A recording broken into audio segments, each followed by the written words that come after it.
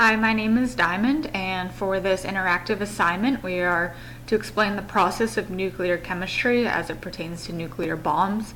The process of making a nuclear bomb is extremely long and complicated, and some of the information is classified, obviously, to prevent the reproduction of it. So uranium is the element that is used. There are two isotopes of uranium. And isotopes are forms of an element with the same amount of protons and a different number of neutrons. So uranium-238 has 146 neutrons and 92 protons, and uranium-235 has 143 neutrons and 92 protons. So U-238 and U-235 have identical magnetic and chemical properties. So in order to separate the two, you have to exploit their differences. So U-235 weighs slightly less than U-238 by only about 2%, but that 2% causes U-235 to move at a slightly different speed when exposed to equal forces.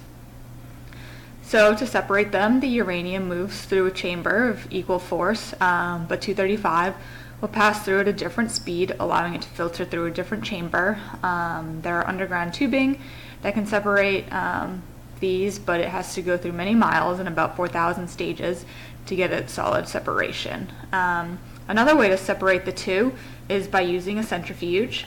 The centrifuge has an inner cylinder, so the 235 stays in the middle while it's spinning, and the U-238 is pushed to the outside.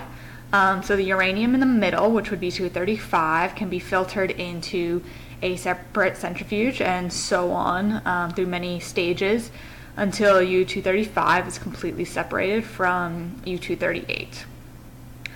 So to make a nuclear bomb, it is important to use U-235 because it can sustain a chain reaction, which releases a lot of energy. So U-235 is stable, so when bombarded with neutrons, it can absorb them and cause the nucleus to split, which leads to the emission of extra neutrons to continue the chain reaction, where U-238 will not do that.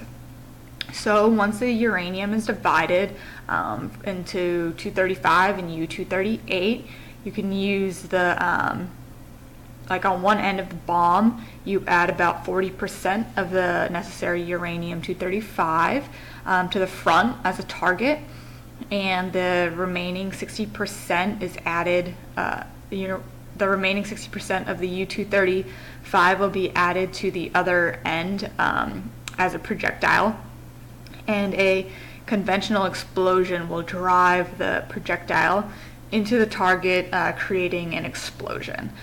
So it is beneficial that the two isotopes of uranium are so close, and it takes a really long process to separate the two, which is good because it will decrease the number of people trying to create these nuclear bombs due to the long process of separating the isotopes of uranium.